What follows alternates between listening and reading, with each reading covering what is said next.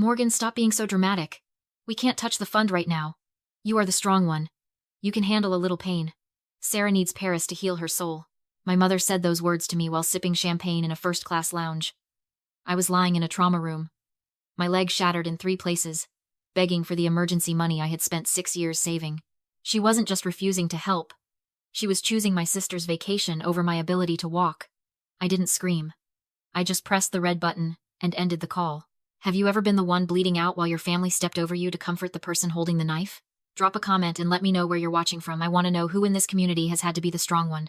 To understand why that phone call shattered me, you have to understand the math of my life for the last 6 years. It wasn't just about being frugal. It was about systematic deprivation. I drove a 15-year-old sedan with a broken air conditioner during the hottest July on record because fixing it would have cost $600. I convinced myself that sweating through my work blouse was a small price to pay for security. I ate instant noodles for dinner 4 nights a week.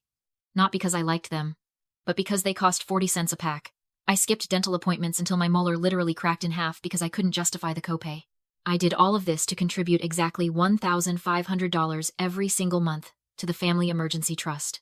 My parents, Belinda and Matthew, had sold me on this idea when I landed my first big auditing job. They sat me down and told me that we needed a safety net. They said that if we pooled our resources, we would never be vulnerable. They promised that this money was sacred, locked away for life or death situations. I believed them. I treated that account like a holy grail. I poured my bonuses, my overtime pay, and my sanity into it. But while I was eating sodium-packed soup in a dark apartment to save electricity, my sister Sarah was living a very different life. Sarah is 26, but she lives like a teenager with a platinum credit card. She would get a job, work for 3 weeks, and then quit because the vibe was off or her boss had bad energy. And instead of telling her to grow up, my parents would nod sympathetically. They would tell her she was too sensitive for the corporate grind. Then came the expenses. Sarah needed a mental health week at a luxury spa because job hunting was stressful. Sarah needed a new wardrobe because her old clothes carried the energy of her ex-boyfriend. Sarah needed organic meal delivery because she couldn't figure out how to cook. And my parents paid for it all. At the time, I thought they were struggling to cover her using their own retirement savings. I felt guilty that I couldn't give more. I didn't realize that the money flowing into Sarah's pockets wasn't theirs. It was mine. I lay there in that hospital bed, staring at the ceiling tiles, and the realization hit me harder than the airbag had. The $78,500 in that account wasn't just a number. It was 6 years of my life. It was every vacation I didn't take. It was every nice dinner I turned down. It was the down payment for the house I dreamed of buying so I could finally move out of my noisy apartment complex. It was my safety, my future, and my sacrifice. And they had drained it. They hadn't used it for a heart attack or a house fire.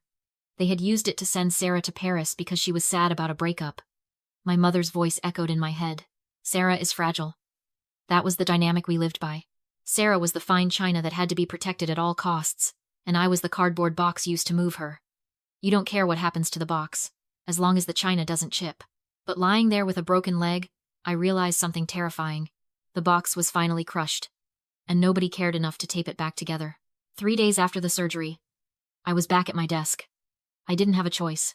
My short-term disability insurance only covered 60% of my salary, and with my savings account sitting at 0, I couldn't afford to take a single hour of unpaid leave. I propped my cast up on a stack of printer paper boxes under my desk, popped 2 ibuprofen, and stared at a spreadsheet until the numbers started to swim. Every time the phone rang, I flinched, half expecting it to be my mother calling to ask if I had transferred my usual contribution yet. But the phone stayed silent. They were too busy posting photos of croissants and the Eiffel Tower to wonder how I was managing the stairs to my 3rd-floor apartment on crutches. The physical pain was excruciating, a constant, throbbing heat in my shin bone. But strangely, the pain in my chest had gone cold. It was replaced by a clarity that was almost terrifying. For 30 years, I had been trying to solve the puzzle of my family. I had tried being perfect. I had tried being generous. I had tried being low maintenance. Nothing worked. And sitting there under the fluorescent hum of the office lights, I finally understood why. There is a term in psychology called the glass child. It usually refers to the healthy sibling of a sick child, the one who is looked through, never at. The parents look right through the healthy child to see the one who needs them. I realized I was a variation of that. I was transparent to Belinda and Matthew. I was the windshield. My job was to stay invisible and catch all the rocks, the bugs, and the debris so that the view for the driver and the passenger remained perfect. They didn't love the windshield. They expected it to be there. And when a windshield cracks, you don't comfort it. You get annoyed that it's broken. and then you replace it. That realization killed the last bit of hope I had been holding on to. I stopped being their daughter in that moment. I stopped waiting for them to apologize or realize their mistake. They weren't capable of it because you don't apologize to a utility. You don't say sorry to a toaster for unplugging it. I closed the spreadsheet I was working on and opened a blank document. It was time to stop thinking like a victim and start thinking like a risk auditor. I assessed the situation coldly. I couldn't call the police. The account was a joint custodial account I had set up when I was 24. Legally, their names were on it. They had every right to withdraw that money. If I sued them, I would spend 2 years in court just to get a judgment against people who had already spent the cash. The money was gone. It was a sunk cost. But in my line of work, when a liability cannot be liquidated, you look for collateral. You look for assets that can be seized to cover the exposure. My parents didn't have cash, but they had equity. They had a house in a rising market that they had bought 20 years ago. It was their pride and joy, the stage for all their social performances. If I couldn't take my money back, I was going to take the roof over their heads. But I knew they would never just give it to me. I had to make them believe that giving me their house was the only way to save themselves. I had to use their own greed and fear against them. I picked up my phone and dialed the bank. Not to check my balance, but to start the investigation that would build their coffin. I waited until they posted a selfie from the Louvre before I made my move. I knew my parents' habits better than I knew my own. If they were at a museum, they would be distracted for at least 2 hours, probably 3 if Sarah decided she needed an impromptu photo shoot by the pyramids. I drove to their house in the middle of the day, parking my beat-up sedan around the block just in case a nosy neighbor was watching. I still had my spare key. They hadn't changed the locks because they didn't think I was a threat. To them, I wasn't a wolf. I was just the sheep they had sheared. Walking into that house felt like stepping onto a crime scene where I was the body. The air smelled of expensive vanilla candles and lemon polish. It was a stark, violent contrast to my studio apartment that smelled like rubbing alcohol and old drywall. I moved through the foyer on my crutches, the rubber tips squeaking against the pristine hardwood floors. My destination wasn't the safe or the jewelry box. It was my father's home office. I knew Matthew. He was arrogant, and arrogance makes people sloppy with security. He believed that passwords were for paranoid people. I sat down at his mahogany desk, woke up the desktop computer, and held my breath. There was no login password for the user profile. Of course not. I opened the browser and navigated to the bank's website. My hands were shaking, not from fear, but from a cold, focused adrenaline. When the login screen appeared, I clicked the username field. His email auto-populated. I clicked the password field. A row of black dots appeared. He had saved his credentials. I hit enter. The screen shifted. Identity verification required. They had sent a 6-digit code to the registered mobile device or email on file. Panic flared in my chest. If that code went to his phone in Paris, I was dead. He would get the notification, deny the access, and call the police. But then, I heard it. A soft, digital ding echoing from the kitchen. The iPad. My mother's kitchen iPad, the one she used for recipes and Pinterest. It was synced to her email. My leg was screaming in protest as I leveraged myself up. I had 60 seconds before the code expired. I hobbled as fast as I could across the living room rug, my cast thumping heavy and dull against the floor. I reached the kitchen island and grabbed the tablet. It was locked. I didn't even hesitate. I typed in 042298. Sarah's birthday. The screen unlocked immediately. It was always Sarah. Her birthday was the Wi-Fi password, the garage code, and the digital key to their entire life. I opened the email app, memorized the code 843921, and permanently deleted the email from the trash folder. I scrambled back to the office, my breath coming in short, sharp gasps, and typed the numbers into the browser. Access granted. I was in.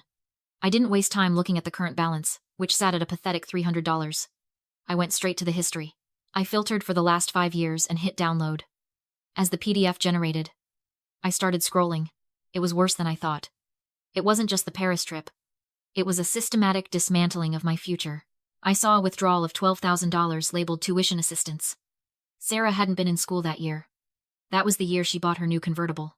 I saw regular withdrawals of $500 at a time, labeled medical bills, Dad.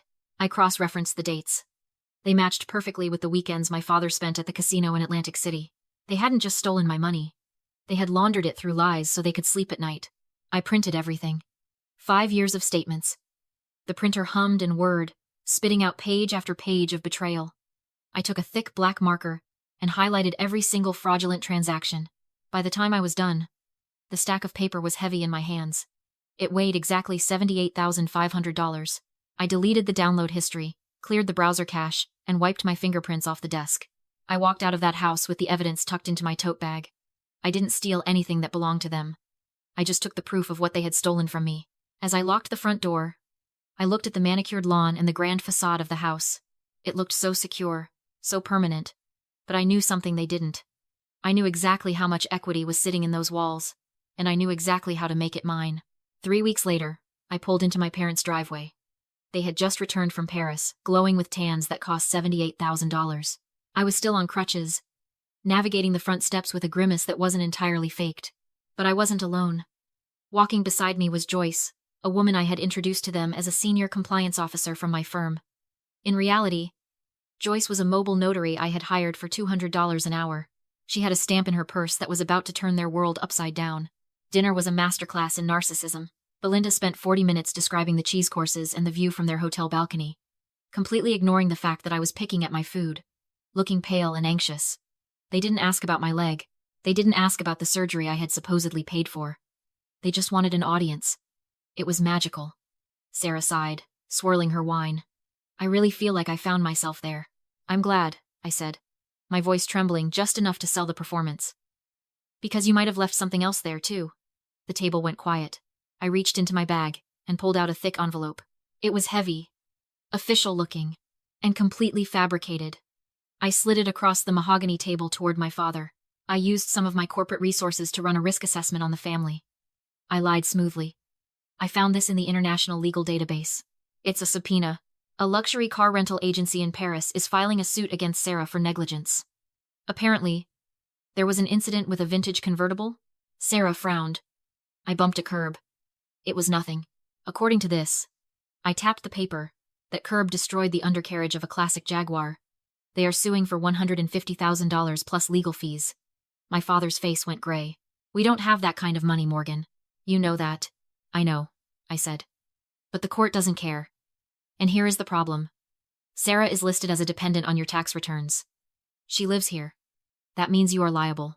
If this lawsuit goes through and it looks solid, they won't just garnish wages. They will seize assets. They will come for this house. I let the silence stretch. I watched the panic set in. They looked around the dining room. At the crystal chandelier. The expensive art. They weren't thinking about Sarah's mistake. They were terrified of losing their status symbol. What do we do? Belinda whispered. You have to make the asset disappear, I said, leaning in. You need to get this house out of your name immediately, before the subpoena is officially served. Sell it? Matthew asked. Too slow. A title search would flag it. You need to transfer it. To someone you trust. Someone who isn't liable. I paused, letting them connect the dots. I can take it. I'll hold it in a blind trust. On paper, I own it. The court can't touch it because I'm not liable for Sarah. Once the lawsuit blows over, I sign it back. It's a shelter. I watched the greed war with the fear in their eyes. They didn't see a daughter helping them. They saw a loophole. They saw a way to cheat the system. Do it, Matthew said. Draw up the papers. I already did, I said. I nodded to Joyce. Joyce opened her briefcase and produced the quitclaim deed. She placed it on the table, smoothing it out with professional efficiency. I need signatures here, here, and here. And thumbprints. My parents didn't even read the text. They didn't see the clause that stated the transfer was for value received regarding the debt owed. They just saw a life raft. Matthew signed first, his hand shaking. Belinda followed. Then came the sound. Thump clack. Joyce pressed her official notary seal onto the document. The red ink glistened on the page. That sound was the loudest thing I had ever heard. It was the sound of a steel trap snapping shut. In that second, the house was no longer theirs. It was mine. Thank God you're so smart, Morgan, Belinda said, exhaling a breath she seemed to have been holding for minutes. You always know how to clean up messes. I smiled at her, a tight, thin smile. I do, Mom. I really do. They thought they had just saved their home. They had no idea they had just signed their own eviction notice. 30 days later, the welcome home party for Sarah was in full swing. My parents had spared no expense, which was ironic, considering they were technically broke. They had catered sushi, a string quartet, and enough champagne to drown a small village. The garden was filled with extended family, neighbors, and business associates. Everyone was smiling. Everyone was celebrating Sarah's triumphant return from her healing journey. I sat in the back corner, nursing a sparkling water. I wasn't on crutches anymore, but I was still using a cane. My leg ached with the weather, a constant, throbbing reminder of why I was here. Belinda and Matthew were glowing. They were lighter, happier than I had seen them in years. Why wouldn't they be? They believed they had successfully hidden their asset from a vengeful court system. They believed they had outsmarted the law. They looked at me with a new kind of affection, the affection a master feels for a useful dog. Everyone, please. Belinda tapped a spoon against her crystal flute. The chatter died down. Sarah stood next to her, looking radiant and appropriately humble. I just want to say how grateful we are, Belinda began, her voice trembling with performed emotion. We've had a scary month. There were some legal threats against our sweet Sarah, a misunderstanding abroad. She paused for dramatic effect. But we are a family that sticks together. We circle the wagons. And I want to thank Morgan. She gestured to me. All heads turned. Morgan used her professional skills to help us navigate a terrifying situation. She saved this family. To Morgan. And to family. To family, the crowd echoed. I stood up. I didn't raise a glass. I walked slowly toward the large smart TV set up on the patio, intended for a slideshow of Sarah's Paris photos. My cane clicked against the pavers. Click. Click. Click. Thank you, Mom, I said. My voice was calm, amplified by the sudden silence of the garden. I did use my professional skills. I'm a risk auditor. My job is to find the truth hidden in the numbers. And since we are celebrating truth today, I have a little presentation of my own. I pulled my phone out. I was already on their Wi-Fi. I tapped the screen mirroring icon. The TV screen flickered, went black, and then illuminated the garden with a high-resolution image. It was the subpoena, the one accusing Sarah of causing $150,000 in damages. You all know about the lawsuit, I said. My parents were terrified that the court would seize their house to pay for Sarah's mistake. So, they transferred the deed to me to hide it. Asset protection. A murmur went through the crowd. Uncle Joe looked confused. Belinda's smile faltered. Morgan, this isn't the time. I swiped the screen. But here is the thing about risk, I continued. It has to be real. This lawsuit? I forged it. I typed it up on my laptop in 10 minutes.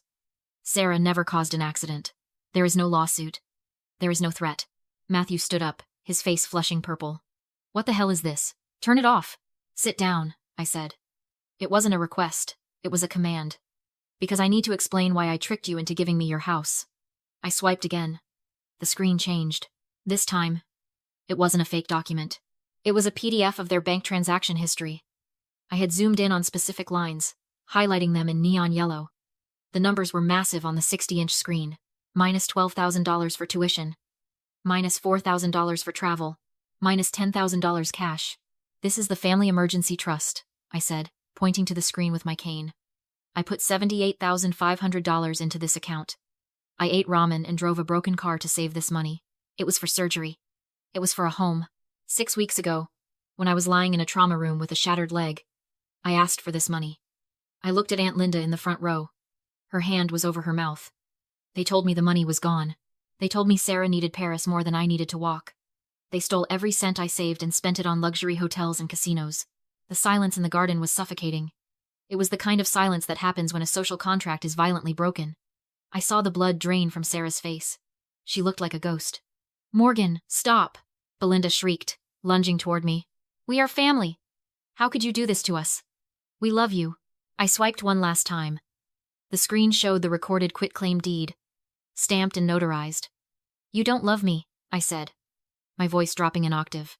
You love that I was useful, but I'm not useful anymore. I'm the owner. Belinda froze. What? The deed you signed wasn't a temporary holding measure. It was a permanent transfer. This house is mine. I tricked you into giving it to me because it was the only way to recover the $78,000 you stole. You can't do that, Matthew roared. That's fraud. That's entrapment. It's legal, I said. You signed it. You notarized it. And you did it to hide assets from a creditor. Which means you committed fraud. I just caught you. Belinda was crying now. Ugly. Heaving sobs. But we are family. You can't take our home. We forgive you for the money. Just give us the house back. How can you be so cruel? I looked at her. I looked at the woman who sipped champagne while I bled.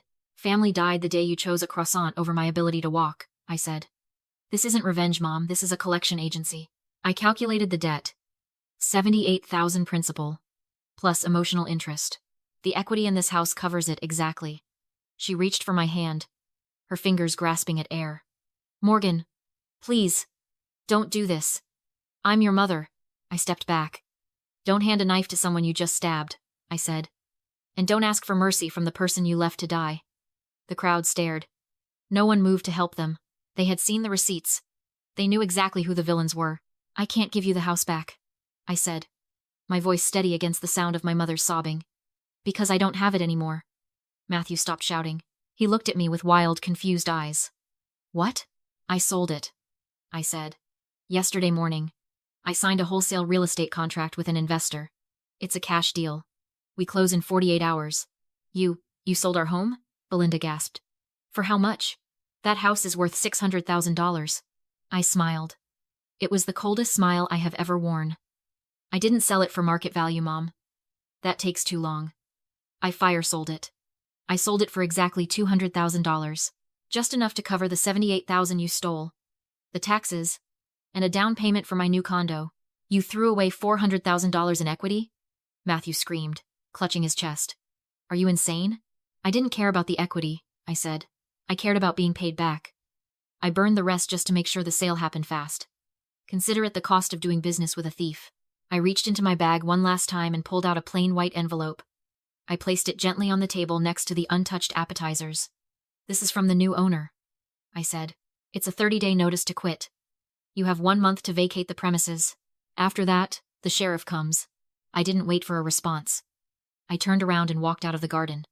Sarah tried to grab my arm, wailing something about where she was going to go, but I didn't stop. I walked through the side gate, past the valet stand, and into the Uber, waiting for me at the curb. I didn't look back. I bought a condo on the other side of the city. It's small, quiet, and entirely mine. The walls are thick, and the neighbors mind their own business. I blocked every number associated with my family. I heard through Aunt Linda that my parents are renting a 2-bedroom apartment in a bad neighborhood. Sarah is working as a hostess at a chain restaurant because her allowance dried up the day the house sold. I sat on my balcony this morning, drinking coffee that I paid for, looking at a view that nobody can take away from me. I used to think I lost my family, but sitting there, feeling the sun on my face, I realized I didn't lose anything. I just finally balanced the books. If you believe that forgiveness has to be earned, not demanded, hit that subscribe button. And tell me, was burning their equity too far? Or was it exactly what they deserved?